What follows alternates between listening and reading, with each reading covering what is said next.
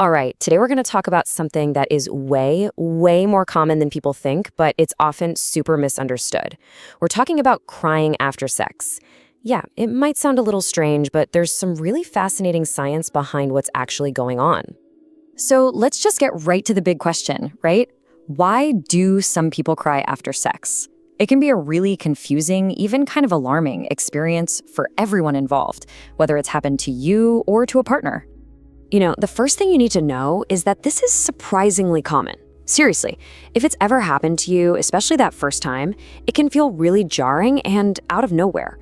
But trust me, it's a recognized part of the human experience. You're not alone in this. Okay, so let's get into the science. To really get why this happens, we have to pull back the curtain and look at what's going on inside our brains and our bodies. It all comes down to what you could call a powerful emotional flood. Here's the core idea, and it's so important. Sex is so much more than just a physical act. Biologically speaking, it is a massive emotional and hormonal event. During an orgasm, your brain isn't just taking a break. It's practically a command center orchestrating this incredibly intense neurochemical release. At the heart of this whole thing is a very specific cocktail of chemicals.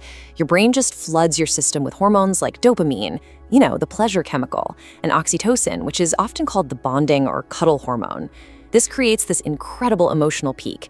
But then, what goes up must come down, right? As your nervous system starts to descend from that high, all that built-up emotion and intensity can sometimes just spill out as tears. And get this phenomenon is so recognized that it actually has a clinical name: postcoital dysphoria. It's defined as a state where someone feels sadness or maybe just a sense of being overwhelmed or even emotionally vulnerable after sex that was totally consensual and enjoyable.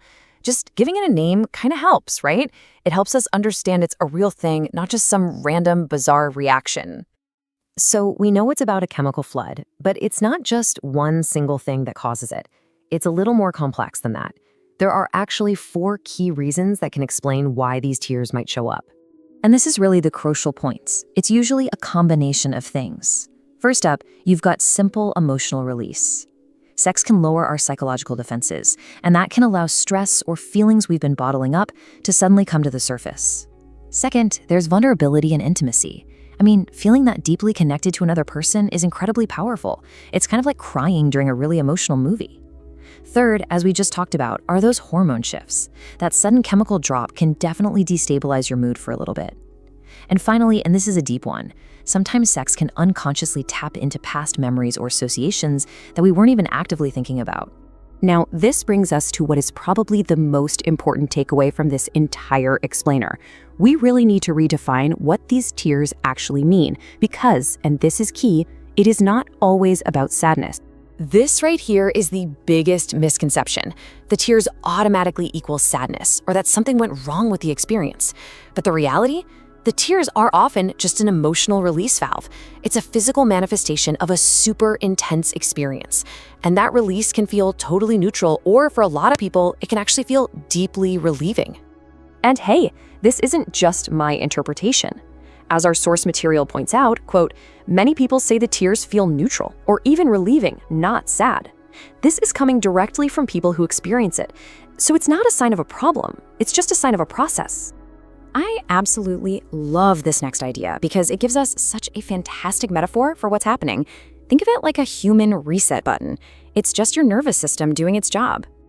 To put it simply, crying after sex isn't about the act itself being sad at all. It's your brain and your body working together, in sync, to process this incredibly intense wave of physical, hormonal, and emotional information.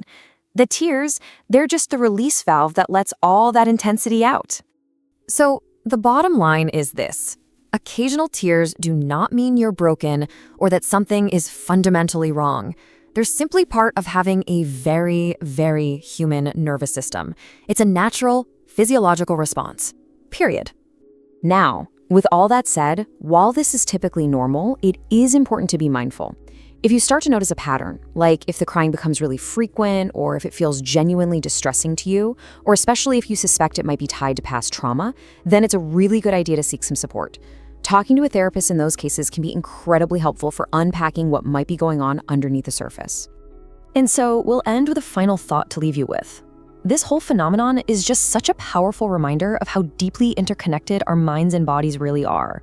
So I'll just ask you, what does this tell us about the deep, inseparable connection between our physical bodies and our emotional lives? It's a pretty fascinating question about what it means to be human.